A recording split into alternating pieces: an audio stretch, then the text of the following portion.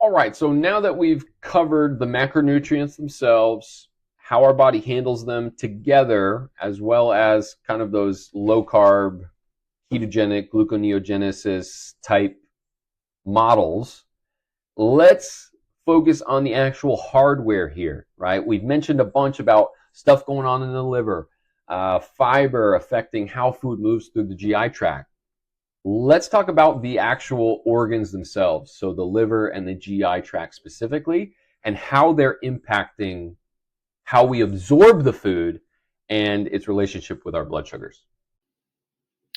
All right, so let's start with the liver's role in blood sugar control, and it's got a big one. So the key functions of the liver: it stores glucose as glycogen and releases it when blood sugar drops.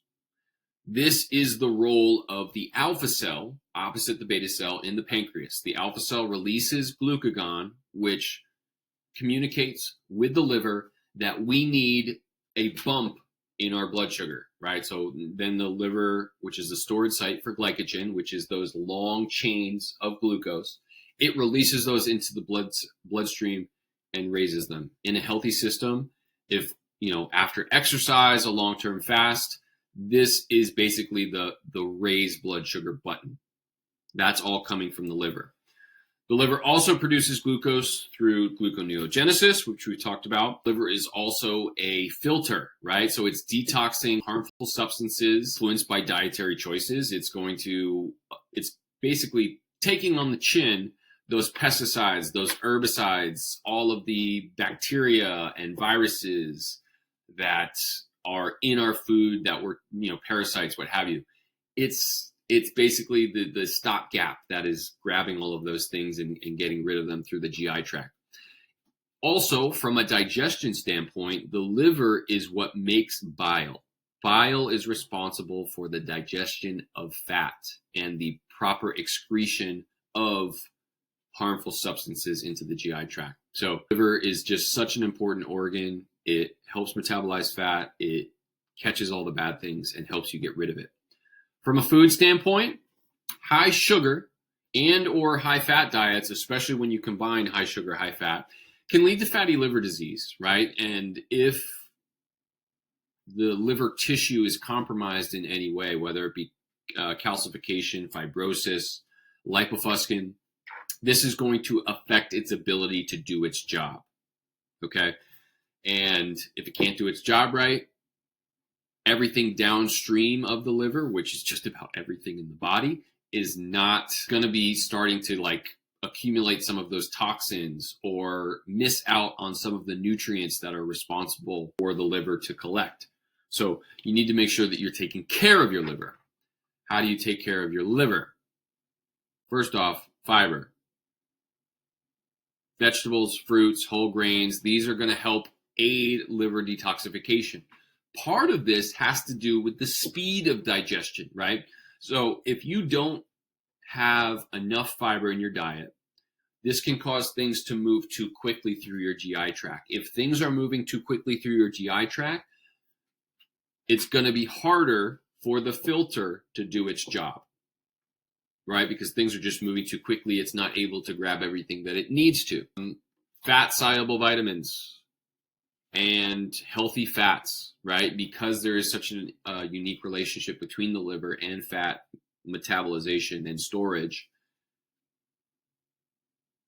you need to make sure that you're taking in well-sourced or omega-3s. Again, make sure that it is well-sourced. I like whole food sources for omega-3s, salmon, walnuts, flax seeds. These are all things that are going to deliver the nutrients that help your liver fight inflammation.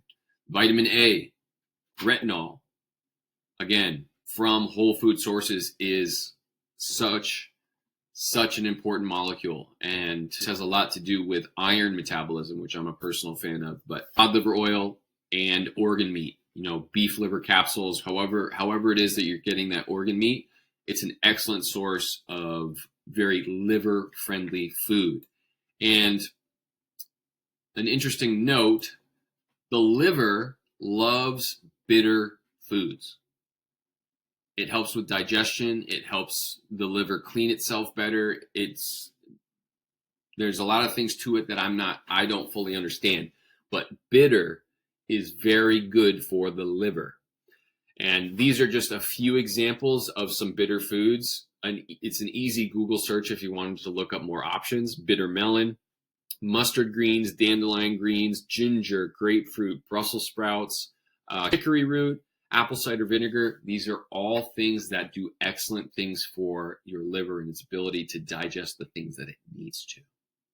Okay, so make sure that in your meal composition and how you stack your fats, proteins, and carbs, that you're mixing in some of that. And this is the importance for me of including that vegetable element, because you're going to get a lot of those plant compounds and vitamins and minerals that you're going to miss out on.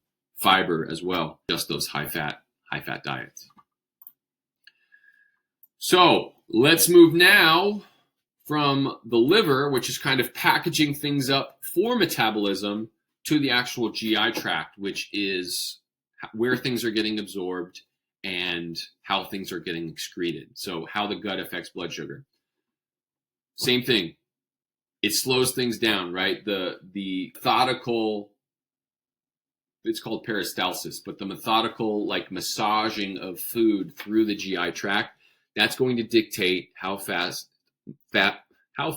food moves through it. So things like fiber and fats are going to slow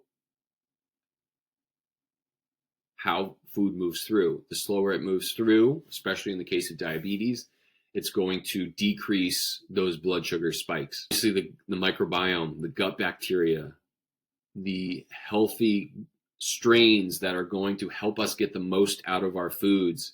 They're going to ferment foods and create postbiotics that are going to create hormones that help our body. Again, GLP-1, which is a major component of the pharmaceutical realm of managing diabetes. Our body makes its own GLP-1, and our body's natural creation of it is a result of a healthy gut microbiome. Huge part in reinstating insulin production for people with diabetes.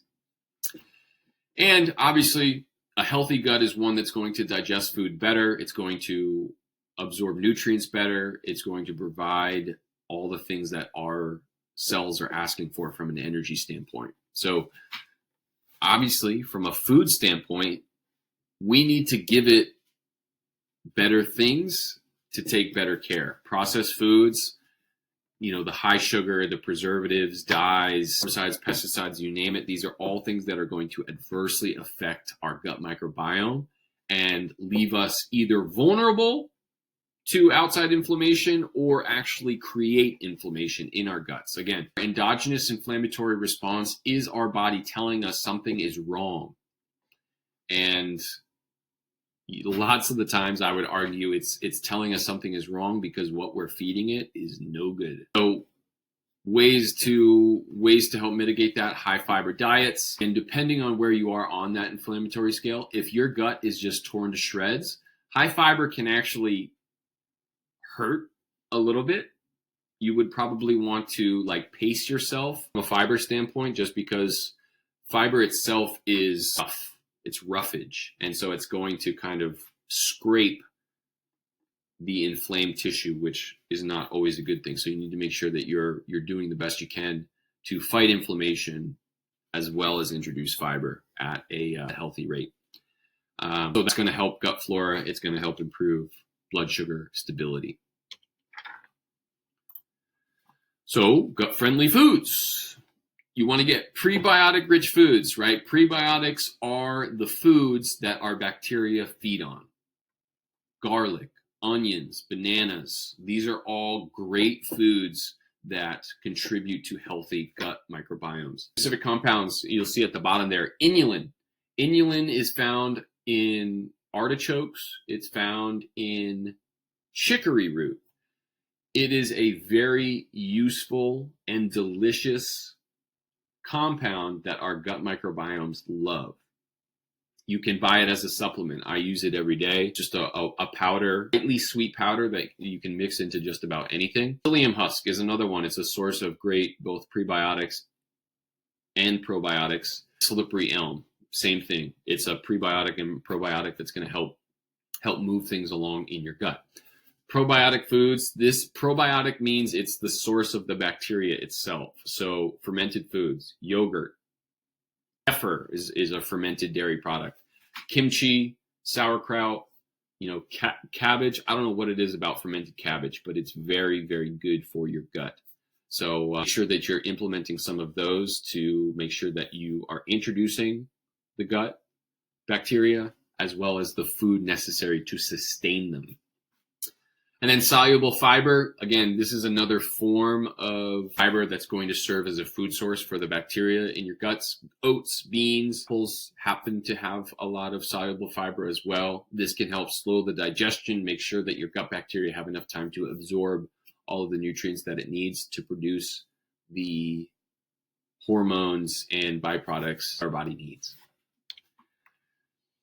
And then when you combine the two, right, so we've got all of the things that make our liver happy, all the things that make our gut happy. You've got a happy liver and a happy gut. How are they working together, right? So the gut and the liver communicate regularly to manage your metabolism, right?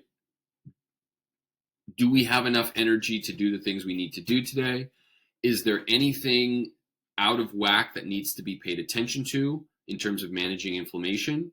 The liver and the gut are two major players in how that happens, because the liver is the filter. It's catching things that inflame and it's passing them on to the gut so that it can get excreted through your poop. So if the gut is taking on a huge inflammatory load as a result of the liver not being able to do its job, there's going to be a lot of hormonal communication to try and get that to solve itself.